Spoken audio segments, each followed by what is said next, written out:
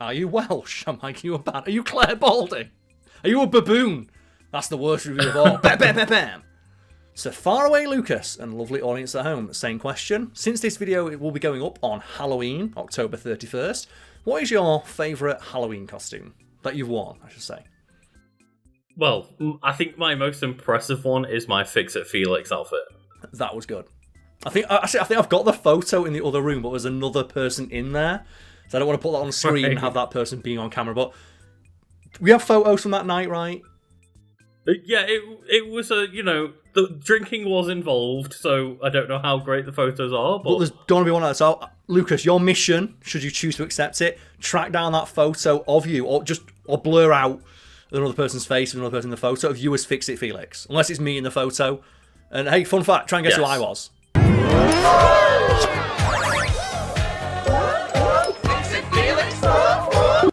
It was a Disney themed party, actually. Clue. Figure out. And it was related, I believe, to like a. Don't spoil it too much. Disney themes enough. If people can't figure it out from that, yeah, okay, they're not a big fan. But yeah, let's talk about Gordon Ramsay. Gordon Ramsay typifies what it means to be a chef, in the sense that he is a perpetually angry perfectionist who is terrifyingly skilled with a knife. Look at that. Overcooked on the bottom, crispy as fuck, and it looks like Gandhi's flip-flop. Right, what's your favourite Gordon Ramsay quote? Is it idiot sandwich? Or is it donkey? Oh, yeah, I mean, okay, the other one I'll bring out is obviously, like, it's not necessarily a Gordon Ramsay quote, but Gordon Ramsay related, is the fucking Chef Mike. Oh, man, can we talk about Chef Mike? Fuck, I love to... Oh, man, we need to talk about Chef Mike. Right. Who cooked that, Dustin? That's Chef Mike. Chef who? Chef Mike. Right, so there's an episode of Kitchen Nightmares where Gordon Ramsay's in bumfuck nowhere America. You can tell he's pissed off. He had to climb off his wife and start getting her kids. And he's in this kitchen. He's like, okay, who's in charge here? It's like, well, you need to go talk to Chef Mike. What? And every member of staff he talks to is like, okay, who cooked this? Oh, Chef Mike. And Ramsay's like, who is this Chef Mike? And like asks another member of the staff, like, do you know where Chef Mike is? Yeah, he's in the kitchen right now. He's making some food. And who is Chef Mike, Lucas? Chef Mike is just the microwave. Chef Mike, you've been so busy. It's time that you took a little vacation. And he walks in. He's like, where's Chef Mike? And they point at a microwave. And Gordon's like, are you fucking kidding me? That's Chef Mike. It's like, yeah. And I think later in the episode, he throws it out the window, right? Yes! Later, Chef Mike, yeah! So, fun fact, we talked about Gordon Ramsay's Kitchen Nightmares on Wiki Weekends, and that is where I learned the term defenestration. Oh, yes. And that is to, like, throw or evacuate things out of a window. Yes, defenestrate. It's a very specific term, and I'm glad it exists, because throwing someone out of a window is always hype. But one more thing. Yes, Dad? Yeah. Like, I don't want to die, but if I ever did, being thrown out of a window and having a cool one-liner, that's got to be the way to do it, right? So I'm being thrown out and like, mail, something like that. And yeah, we talked about the fact that Chef Mike got thrown out of the window in that Kitchen Nightmares episode, and Later, Chef Mike, yeah! There were so many comments that were just like, did you know that term's actually defenestration? I just like that the official Gordon Ramsay Kitchen Nightmares YouTube channel loaded a compilation of Gordon Ramsay destroying microwaves, like, rip Chef Mike. Later, Chef Mike, yeah! Getting back to the intro now, Lucas. While Gordon Ramsay is widely known as one of the most talented and successful chefs in the world, he has a somewhat thorny relationship with critics. For example, consider that time he threw one out of his restaurant. Later, Chef Mike, yeah! Okay, it was just like in a Hell's Kitchen restaurant? No, this just was one like of his actual restaurants? Actual restaurant when Gordon Ramsay was in chef mode. But for no one curious, like, okay, you're talking about Gordon Ramsay, that's pretty cool. This is your Halloween episode, I can see your Halloween skeleton. Why are you talking about Gordon Ramsay on Halloween? That's because my Halloween costume this year is going to be Gordon Ramsay. Because I have been told a number of times I look like young Gordon Ramsay, which I take as an insult because Gordon Ramsay's always looked 45. If you don't believe me, here's a photo when he was 22. Right, I didn't realise. Have you gone through twice? Yes. Oh, right. So now that's gone through, you can see how fine it's actually got. And so now it's ready to be cut and then made into the ravioli. So Interesting. So now we've paired them up. But people have commented on that enough where I thought, you know what? For fun, for Halloween, I want to dress up as Gordon Ramsay. I've got Chef White's coming. I've got some blonde hair dye, and my friend is bringing over a grease pencil to fucking carve lines into my forehead. Yeah, I got maybe the spookiest message of all of Karl saying, I want to go blonde, but it not be permanent. And I'm like, I don't know how to help you. And if anyone, I'm sorry. And if anyone out there's like, I want to see this costume, we're recording this before Halloween, so I can't show it now, even like a picture on screen, because that means the video will have to be edited after Halloween. So if you go to either the Wiki Weekends Discord or my social media or the YouTube community page for Fiend, I'll post it in all three of those places. Cool. And you can get your feedback there. But I thought, well, if I'm going to dress up as him for Halloween, might as well talk about him in a Feed video on Halloween to promote that fact.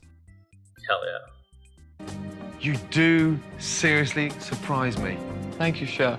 I was hoping you'd see that. I mean, I'd give it all I got. Give you 110. You surprise me to how shit you are. Thank you. I think I could pull it off. Like, I'm excited. So I've done some good Halloween costumes for Fiend over the years. I've done the Grim Reaper from Horrible Histories. I think that's the best one because I'm really good at the voice. Yes. This is so good. I get to live my dream. Oh. Then I also did Tommy Wiseau. I'm also good at that voice too. And you didn't even do the voices. I guess I'm going to put the clips in. The clips are way better than me doing because the voices without the costume is just me doing a bad impression. But with the costume, that sells it.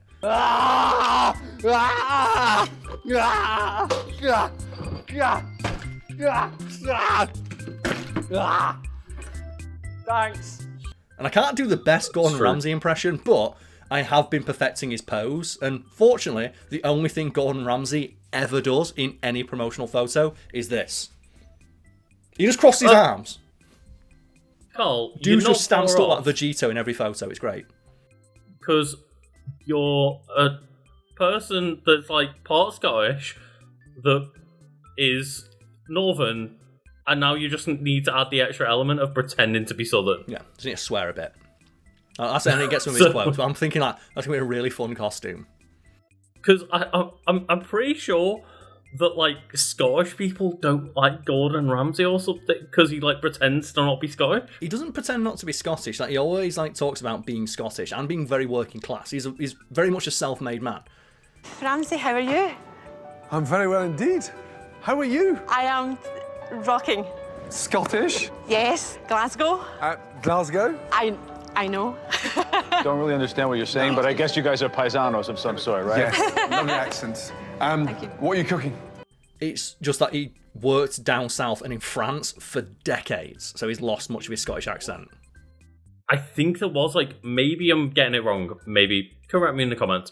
I think there was like a brief period of time where he like refused to talk about his Scottish heritage and pretended he was English or something, and then Scottish people obviously did not enjoy that. So I'll look that up because like, there's a couple of early episodes of Kitchen Nightmares when they were set in the UK where he specifically goes to Scotland and he goes to a small working class town in Scotland and he seems like really, really happy to be there and talk to the people. Like the salt of the earth working class people who live there, and he's very protective of them and their tastes when like because it's one of the few times he goes to a restaurant that's like, I think he even talks about this restaurant's got better stuff and better trained people in that I've got in my kitchens. This is just not the place for that kind of restaurant. I'll try to explain in terms that any hot-blooded Scotsman will understand. And one for Barry, please, because obviously Barry's paying, so... Can I just have a touch of ice in there, please? Sure. Yeah, thank you. Can I have a touch of soda in there, please? No, because you're going to spoil completely the drinks. Are you suggesting or telling me? Doing both. And no way soda on the malt whiskies. There's no way. God, like, to clarify for anyone that's watching, I'm a big fan of Scotland and Scottish people, and if I was Scottish, I'd be fucking bragging about it. Yeah, like if anyone's wondering, like, Karl, you're Scottish, my mum is. So I don't say I'm Scottish. So I've never like lived there, but on paper I am, and I want that fucking passport. Give me that passport. I want to pay a tenner to go to Spain. Neither of them let us in Europe, Karl. Like, give me that fucking. I want that Scottish passport. Get that Scottish independence and give me that passport. Anyway, Bring it back to the critic he threw out of his restaurant. That critic was one A Gill. He's dead now, and fuck him. And you might think that's a bit of a mean thing to say about a critic. What did he ever do to you? We didn't do anything to me, but speaking of Scotland and people from other parts of the UK, he's pissed off pretty much everybody else. Yeah. I also don't really care if animals suffer. If I'm perfectly honest, I don't give a shit. During his life, A Gill pissed off basically everybody who wasn't a knobhead like him. For example, he wrote like this article where he just called Welsh people trolls. He singled in on people from Norfolk. He started giving Norfolk shit. He even, for seemingly no reason other than he was just a homophobic prick, wrote an article specifically making fun of Clare Balding. And you swam, honestly, your third leg was just phenomenal. And Clare Balding's like, the fuck are you doing? God. He's like, I didn't mean any offence by it. It's like, what are you on about, you arsehole? Yeah, I don't know whether it's because I'm from like Merseyside or whether it's because people like that, but I have way more affinity for everyone that's not English in the UK than Clare Balding's awesome. She's like national treasure. Yeah. Everyone loves Clare Balding. And just Yeah, like I said, there's an entire list of people that he pissed off with his reviews and his articles for the various newspapers he wrote for. And if anyone out there's thinking, okay, you're still being a bit harsh on this dude, I'm going to tell you one story that he liked to tell. So this is not even something I'm like making up about him or exaggerating. This is how he tells the story. So A Gill, one of his most controversial moments is when, unprompted, wrote in one of his columns, hey, I shot a baboon. Why did you shoot a baboon, Mr. Gill? I wanted to know what it was like to kill something that had a face. Jesus. That was his stated reason. And in his column, which I read, and I'm going to quote now, because it's going to live in my head, rent-free for the next couple of weeks, because fuck this descriptor. He talks about how, I heard from the people I was with that baboons die hard. Not this baboon, though. Its lungs were blown out of the back of its body by the... And he decides to just unprompted brag about that in a newspaper. And then when people write for like, what the fuck are you on about, you awful monster? You just don't get it. He also once went on record saying, my opinion's worth more than other people's. That's why I get paid to write my opinions in things. And his opinions included, I want to shoot baboons. To see them die, because I want to know what I want to know what it looks like when something with a face dies. I'm trying to do my best to say anything for an audio format, but... So, like, Joe, do you know when I said at the start, like, he's dead now, fucking people, that's a bit harsh, Karl.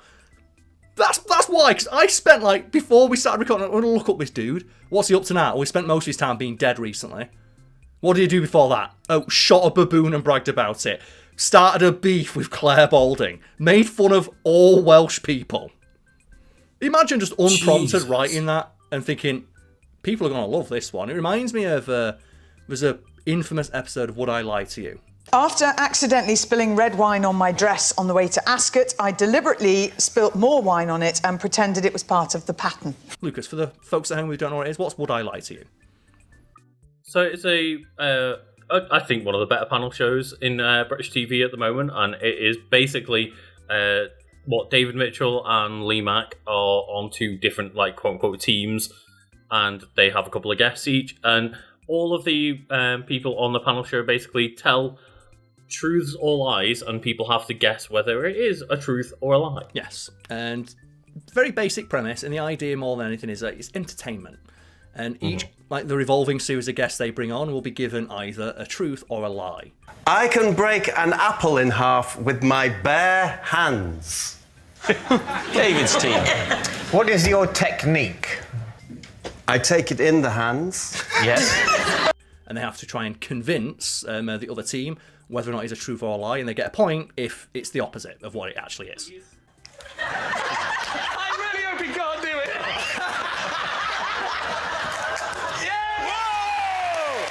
Please tell me that Lee Mack has not, like, shot a baboon in the face or something.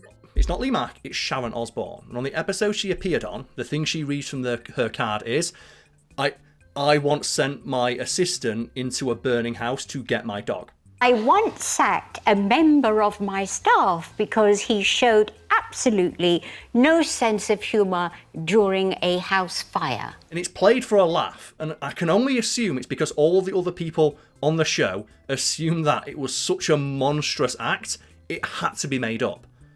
Mm-hmm. And his arm was on fire. His what? Arm. His arm? Was he in pyjamas, or what's he got on? No, he had a sling on like this. His sling was on fire. And the end of the segment is Sharon Osbourne gleefully admitting, yes, it was, that's the truth. Also, I fired that assistant. You didn't take the mask off him. I took the mask and I put it on my dog. And it's like, why did you tell this story unprompted on TV? Yeah, because for anyone that's unaware, I believe what the show does behind the scenes is say, like, hey, for a guest star, like, just tell us a few stories that are true, and then we'll also make up a few lies. You don't know what you're going to get prompted with. I can only assume that all the other panellists assume that that had to be a lie, because she's laughing as she tells the story, and it's like... And he goes, I don't see what's funny about any of this. And he said, I think I'm going to have damaged lungs, and I mean, please. So then... Clearly it's a made-up lie, because what kind of a person would do that, and also who would admit to doing that on national TV and then laugh about it? Do you think this is funny? And he goes, what? I said, you're fired. You used the word fired.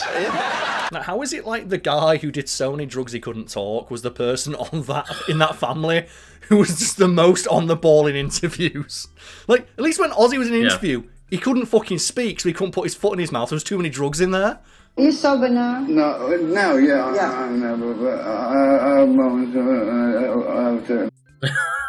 I mean, God bless him. Rest in peace, because, like, dude was the most metal. Like, fucking, like, what? We're going to put on one last concert, fucking died.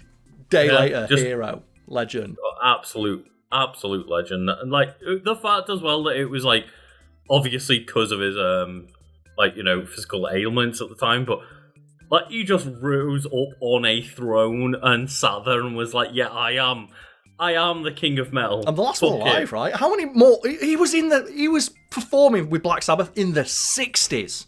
Who the fuck else from a metal band is still alive from that early? I mean, maybe someone from Deep Purple's rocking about. Well, they basically made the genre, right? Yeah. We'll bring it back to AA Gill's huge prick. And that was part of his charm, for lack of a better term, because I don't think the dude had any. He didn't have any fucking fashion sense either. Here's a picture of him. Word. Here's a picture of the dude. Like, Lucas, right, know anything about him, just look at that and just say, prick. Prick. Right, like, instantly, right, what a prick. The first thing I saw was the slow poke from the last video record. But scroll down past the slow poke, what do you see? Looks like a bellend. Yeah. Prick, right? Like, you can't walk in wearing that scarf and not be a prick. And that smug ass face. Well, that's the thing, he was smug. I'll put in clips of the dude, or as many as I can, like, stomach. Huge prick. Single men, how many dates do you go on a year? That's how many meals? What's the average cost of a meal? What's your hit rate? 1 in 7, 1 in 10. That's expensive. That's an expensive show. He openly admitted, I am better than other people. And I get paid to do this. Fuck you. And he was awful. Apparently to everybody who wasn't one of his mates. Well, he is better than other people, Karl. Well, he reviewed restaurants. Also, it's really funny because if you look up his Wikipedia page, it says, after failing to establish himself as an artist, he became a critic. And it's the old adage, right? Those who can't do, teach. And those who can't teach, critique. And those that can't teach PE.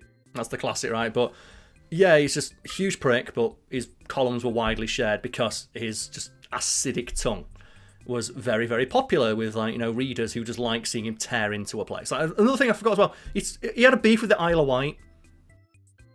The whole island, yeah. He just wrote in one of his things like, oh, it's like a cultural dead zone for the UK, and it's full of people who are money launderers and believe in fairies. It's like, what is your beef with the Isle of Wight? Like, I guess at that point it's just small game if you've pissed off all of Wales. Now, the thing we should point out as well in the UK, there is this thing known as banter. And it's generally accepted that if people are friends, or there is a shared camaraderie between peoples, even from different areas, you can kind of, there's that bit of give and take. For example, like, if I said to Lucas, like, Liverpool, like, it's full of pricks, you know that I'm not saying that with any, like, venom in my voice. It's like, it's playful banter between friends. And because you're my friend, yes, yeah. But when someone who rocks up looking like AA Gills did with that ascot on and says that, it's like, prick. What a prick. And as well, when he says, like, I shot a baboon last week. Why? I want to shoot a baboon. I want to know what it's like when something with a face died in front of me, blew its lungs out with a shotgun. We've mentioned it before, but I'd have so much more respect for these absolute bellends if they at least went in there and had a fucking fist fight with it. Yeah. Now, if you want to go fight... Just using a shotgun. The baboon doesn't have a chance. Give the baboon a shotgun, even it out. Yeah. Right? But it probably won't surprise you, Lucas, to learn that as a food critic, he was widely known by people in the industry and not always liked. So he was known by other writers and other critics, but a lot of chefs, and in particular, a lot of service staff fucking hated this guy because he was just a notorious bellend to anyone he saw as beneath him, which was everybody. And this is how, supposedly, he came to the attention of Gordon Ramsay. Just want to point out, by the way, to everyone that is a prick to service staff, maybe one of the most common red flags to anybody on a first date is not treating service staff like they're people. Yes. I think it is widely considered to be the biggest, like, ick, to use like modern parlance for like women or guys when it's like a potential partner, of just, if they're rude to service staff, it's just an immediate, like, fuck this, because if they that's how they treat someone they see as beneath them, what am I going to get treated like on a time where they're upset with me? Yeah, most sane people, nearly everybody, will agree that unless you're the type of person that obviously talks down to the service staff, like, everybody else pretty much agrees, if you do that, that's a no-go. It's widely considered to be the easiest way to tell if someone's a prick, right? If someone just acts like a dick to service staff, huge prick. You know, there's just those things that are generally seen as, like, it's a window into your soul, and I don't like what I see. Like when someone, like, intentionally litters. It's unclear where exactly the animosity between him and Ramsay began, but the rumour is that Gills was in one of Ramsay's restaurants and was a massive bellend to the service staff, and then wrote in his review of Ramsay's restaurant, not only did he insult the service staff, he also insulted Ramsay's personal life. And something people maybe don't know about Ramsay, because, like, you know, his persona is that of, like, a very angry man. But if you watch a lot of his content and, like, the shows that he's been in, he's never a dick to service staff. Ever. I don't think I can recall a single episode of any of his shows where he's ever anything but kind and patient with service staff. Just out of interest. Yes. What's the name tag for? We've always had this since we opened. But we're not a chain, are we? We are not. No. Could you take it off? Of course. Please. Yay! Like, he just loves food that much. It's like one of my favourite things when you watch like Hell's Kitchen or something, is like he'll see raw meat and it ruins his day. It legit just ruins his entire fucking day when he sees bad service. It annoys him that much. Like, see, like, badly cooked food. Come here, all of you. He brings that pissing over, and the big surprise is the fucking bass is fucking raw. What the fuck is going on? And, like, a line that sticks in my head, because I think I was rewatching, like, a Hell's Kitchen trying to, like, get the mannerisms down, is there's a part where, like, you know, like, his family are in the restaurant, and they cook, like, someone makes a shit, like, scallop or something for his family, and it's also like, if your family came in, I wouldn't give them a shit meal. Why are you doing that to my family? And you can tell he's genuinely asking that question, like, why are you doing this? And he seemingly can't understand something like, I'm just not as good a chef as you. Shut your fat East Coast mouth. Yes, chef. This table that you just sent me that shit for happens to be my family. Oh no, what are you doing? And even if it's not my family, they deserve a fresh risotto. Look at me, you dirty little fucker. Would you be okay with getting the experience they're having right now? Like, put yourself in those customers' shoes, and yes, they might be being an annoyance or complaining or whatever, but would you like to have a bad experience when you've gone out and spent money on food? No. And you'll see, like, you know, again in the show, so how much of this is like for television can't be said, but it seems quite genuine because, like, you know, he's a dude who will go on TV and just swear up a storm, so he's clearly not censoring himself that much. Like, he seemingly has no issue with a customer having an issue. And in fact, he seems upset if they have an issue, that he wants it corrected as soon as possible. Obviously, he has his limits when like, they walk up to the pass and start yelling at him there to get on TV. Or it was like, fuck off. Like, you know, talk to the maitre d'. It's not my job to He's do got it. boundaries. Yeah. 2 salmon well done. Can you just shut the fuck up for 30 seconds? 2 salmon well done. 1 lamb, 1 Wellington. Yes? Can we just get some olive top and all? Let's go. Just ignore these bimbos. Supposedly, Gill was just a huge prick to a member of his staff, personally insulted in one of his reviews. And like, Gordon just unilaterally said, you know what? I don't want this fucker in my restaurant. He's a prick. Adrian got out of his seat to shake my hand. I said, how are you? I said, I'm fine. I said, obviously extremely busy. Then I looked over at Joe and asked her very politely not to take it personally. And then returned to Adrian. Adrian, would you mind leaving? And the story goes that Gill, after hearing that Gordon Ramsay didn't want him in his restaurants, went into one of his restaurants anyway, because Gill was an arsehole. And I suppose I just thought how quaint, how quaintly 80s of him. I mean, celebrity restaurateurs, chefs, throwing people out of their restaurants. Seems to be such an incredibly old-fashioned thing to go. It all goes with spun sugar baskets and cappuccino soup. And Ramsay defended doing this in an open editorial published a few days later, stated in part that he didn't respect Gill's opinion as a food critic and that he was under no obligation to cook for anybody, regardless of who they were, if they were insulting him or acting like a total dick to his staff. Paraphrased. He probably worded it a lot worse, but he was writing for a newspaper. And you know what? Completely fair. Valid. So yeah, 100%. I am under no obligation to serve anybody if they mistreat my staff. I don't want you in my restaurant, and Gill seemingly couldn't deal with that. He couldn't handle the fact that he was told no, and he published a rebuttal in which he called Gordon Ramsay a terrific chef but a terrible human being. Keep in mind, this dude shot a baboon in the face just to know what it was like to kill something that looked human. So when everybody watches Ratatouille and hates the food critic there until the end, multiply that by like 10. Yeah. It's difficult because in a vacuum, being a critic is not, a bad thing, and it can be helpful for us, the wider public, as consumers, both in a literal sense when it comes to food for food critics, or a metaphorical sense for like media critics, to have someone who has an informed opinion to give us an overview of what the thing is like and whether or not it works for them. And we can use our judgment to know whether or not that critic's opinions align with our own generally, to use that to make a more informed decision. But there's a line, and I think the line is being a dick to service staff and personally insulting the creator or person behind the thing. Of course, yeah, and that's why I don't particularly like the word critic either. I prefer people think of themselves as reviewers, because I feel like the idea of being a critic, it has inherently negative connotations. Yeah. It encourages people to be critical, right? Like the word critic comes from there, and I prefer the idea that you just give me an honest review rather than go in with a negative eye in the first place. And I think you're right there, Lucas, because critic does have it's a loaded term, I feel, especially when especially food critics.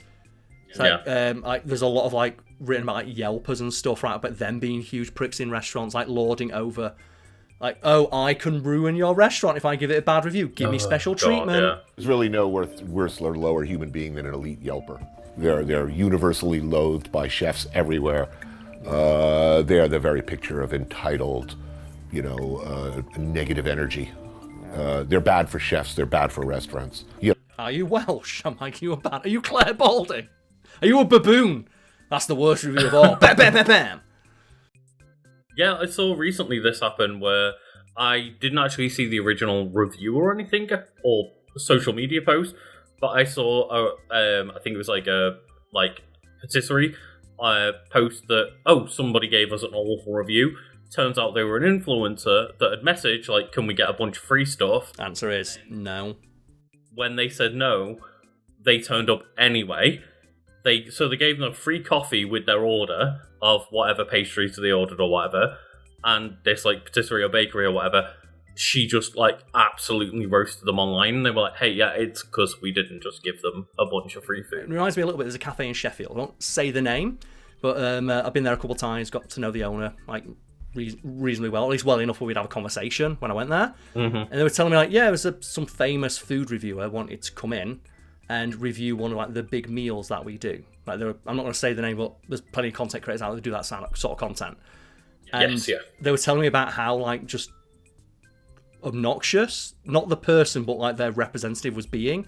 And, like, the demands they were making of, okay, they want to book out an entire week where they might come in.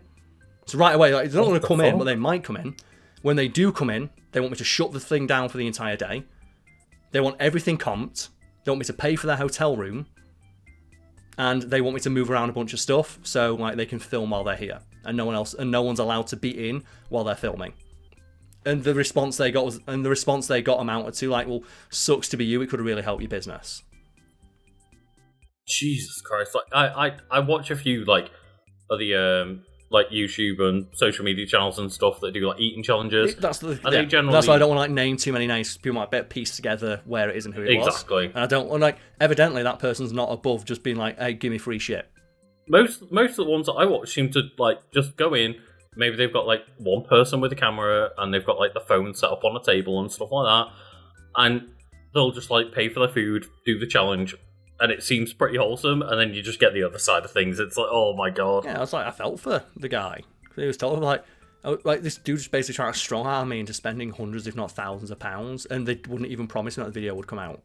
Yeah, like, or even that they'd visit the place. Yeah, it's like, I might. That's the thing I got me, like, I might come. The fuck, man? And it's like, people? There's plenty of stories out there, this similar stuff happening, right, of influencers and stuff reaching out to businesses, like, all but demanding free stuff, and when they don't get that free stuff, just slating the place online. Mm-hmm. And they have a bigger following than the place that they're slating, so that's the narrative that escapes, or at least that remains. Obviously, food critics still exist, but we're in like a different landscape now. I feel they're not as powerful have because people don't care about newspapers as much.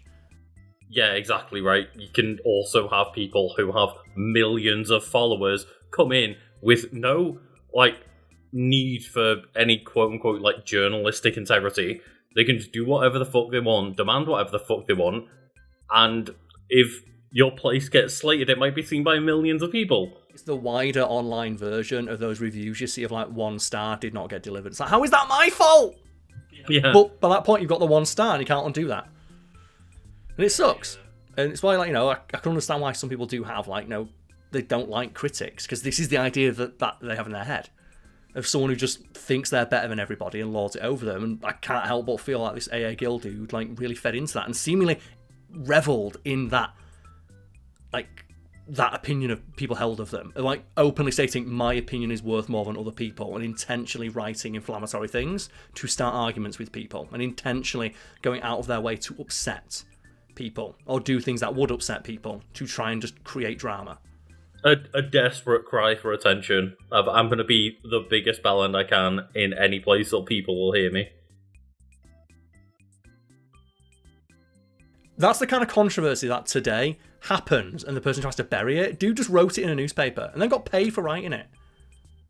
I wonder what he would think if someone shot him and was like, I just wanted to see what happened if I shot a human and they died.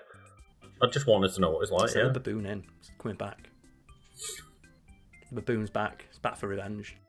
I wish the last part of this wiki page was the baboon's got their revenge. The baboon came back and got him. Oh, fuck that person. It's all you can say, right? If I know nothing, like 90% of the dude's Wikipedia page, and I was looking at what, he's just awful inflammatory things he said about people, seemingly just to piss them off, then awful things he did, just because no one told him he couldn't. Yeah, I don't often just fully condemn a person on videos like this, but when it's like, I just went and killed an animal because I wanted to. Not out of necessity.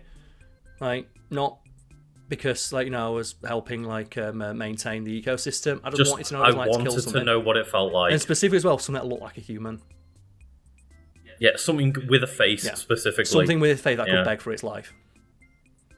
And he wanted to see, like, if the reports about them dying hard was true. He wanted to see it suffer as it died, and seemingly found no enjoyment in blowing its lungs out the back of its chest.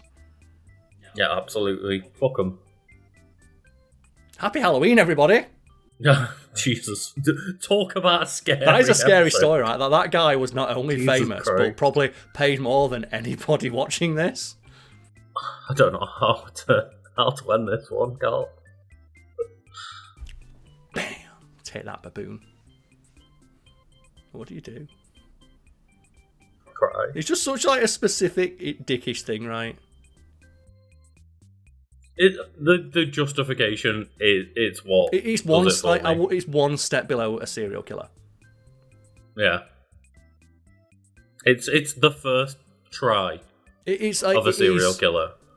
Indicative of a complete lack of any empathy. Yeah, it literally reads like the beginnings of a serial killer. Of like, oh well, the first time they didn't actually kill a human, but then after that they got like it's like Dexter, right? When you watch Dexter, it's like, well, he first experimented by killing animals, and then he got like the thrill for the chase. And then as well, like you factor that in with all the stuff of like just having this superiority complex of seeing everybody beneath them. And I can understand it if I don't understand if like Gordon Ramsay walks around like I'm fucking better than everyone. It's like you cooking, yeah, you are. Do as a food critic. Imagine having that level of like unearned superiority about being a fucking food critic. It's like in regards to Gordon Ramsay, you're just bad at eating. You're bad at eating. That's your skill. That was a great like this happens a lot on like the Kitchen Nightmare shows that Gordon Ramsay's on, where like I think that Gordon Ramsay is not as big of a dick as he should be. I think given how successful he is entitled to be a way bigger prick about how successful he is, and he almost never rubs it in people's faces. There's numerous like episodes of Kitchen Nightmares where he would be well within his rights when someone's asking him, "What do you know?" to say, "I've got like a dozen Michelin stars and like 20 fucking restaurants that are sold out every night," and he doesn't. Which he sometimes to does. Clarify, he sometimes does when the person's a massive bellend. There's like one very famous episode where this happens, where like the owner is clearly just convinced that they're the big dick, and they're getting a screaming match with Gordon of like, what makes you think you're so fucking good at being like a chef then? And he goes like, when I call up my restaurants in New York and London and they're booked out solid for 3 months. Yeah. And it's one of the few moments where you can tell he's genuinely angry. Not like TV angry. Where some guys, like the guy's giving him shit, is like, Gordon, from where I'm stood, we're both yelling, we're both the same. And he just leans over and he whispers in his ear, he's like, I can cook. If I'm all that, you're my twin. What? Yeah, because I've been called you here many a times. So let's get over the bullshit. I can cook, Joe. And walks out the restaurant. It's like, he should be doing that every episode. I mean, yeah, that's the thing. It's like sometimes he'll whip it out, but most of the time when people confront him, it's like, what the fuck do you know? His response is almost just like, really? It's like this like Gill guy, right? Of him talking about like, oh, I don't think this food's cooked properly. Go on and just walk out. You do it better then. Fucking you do it. Or like, or it's like, you're the one who contacted me. You asked me for help. And I know, like, critics don't necessarily have to be able to like do the thing they're criticising. They should at least understand how it works. But when it's something like cooking, cooking is not a difficult skill to learn. It's a difficult skill to master, certainly. And there is like another Ramsay moment I'm aware of where a critic is giving him shit for not cooking a steak. Mate, I mean, honestly, if you had a bad experience in my restaurant, I mean, why didn't you say anything at the time? Well, we take your custom very, very seriously, but I mean, considering like you guys are coming to Australia and bringing that steak, like I know, but you're being a little bit stupid. Come on. And you see Ramsay be very patient at first until the guy reveals he asked for the steak well done. How do they ask them the steak to be cooked? Well done. It's clear that in the picture. But you asked the steak to be cooked well done. And is that a well done steak? Oh come on! What is this? You see, instantly, clock's like, this guy doesn't know what the fuck he's talking about. I don't need to even like humour him. He's not a peer. He's a fucking idiot. And he doesn't know what he's talking about. So you present me with a picture, God bless you, and you say, "Is that right?" I don't eat steak well done. That's your prerogative because you're the customer. But unfortunately, you're never going to identify the quality of a beef when the steak is well cooked. So I'm really sorry to piss on your bonfire, but it's a bit of a stupid question. I do think that Gordon Ramsay isn't as big a dick as I think he should be. I think he's entitled to be. Like, he should be like walking out to critics at all times, like whenever he gets like a bad review, like, you do it better. Just like, every time, like, how many Michelin stars have you got? None. No, okay, I've got fucking 15. Yeah, so I think after like, the 8th Michelin star, you can probably start talking about, I fucking know what I'm talking about. Exactly right. Is at some point, I think you have to just kind of accept that somebody is good They're at just what they better do than you. when they've proven it. Yeah. I think it's like actors who've got like a shit ton of Oscars or awards who sound like a crap movie for their kids or for a quick paycheck. And then you have like critics saying, "Oh, like, you know, are we witnessing the downfall of his actor's career?" It's like, no, they just can't be arsed. And, you know, bringing it back to Kitchen Nightmares, it's always hilarious when they say to Gordon, like, okay, you do it better. He just does. And then he does. And then the amount of times, though, where you see that they'll eat it, enjoy it, and go, nah, not good. Yeah, they refuse. Mine's better. Yeah, they refuse. Yeah. And just some people cannot back down. No, because, like, you know, being wrong feels bad. That was that one, I think it's the burger restaurant he goes to. Yeah, it's the guy, I feel so bad for the dude where he's so stressed he's losing his hair and he's like 20. And... it's like his son or something, yeah, right? And it's like his parents like nicked his inheritance and forced it into a shitty burger restaurant. And like the first time like one of the owners eats like seasoned meat, they spit it and go, what's that flavour that I'm tasting? And Gordon's like, seasoning. Salt. Yeah, I love it. Does that go through the meat? I taste something stronger in there, like a dry aged or something beef. But I do like my meat red in it. I am a medium rare girl. Problem is that's not medium rare, as it should be. It may be medium, but I can tell you what, it's bloody juicy. Yeah, I think it's like his dad, who actually owns the restaurant, as you say, basically took all the son's money and is like, yeah, I hate this. It's like, do you mean, yeah, actual food? Actual well-cooked, seasoned food. It's like there's like loads of shows of that ilk where it's like, we're going to bring someone in who's an expert in this field, and then more often than not, the person like who asked them for their help just yells at them. Like there's one called The Hotel Inspector with Alex Polisi, and she's like a hotelier who's been in the industry for decades, and her family owns some of the most successful like hotels in the world. She like turned around like hundreds of hotels, and she'll walk in and give very, very common sense advice. Like, look, there's pubes in your toilet. Maybe you don't have pubes in your toilet. It's like, how dare she tell us not to have pubes in our toilet? It's like, why are you arguing? It's a staple of the room, Karl.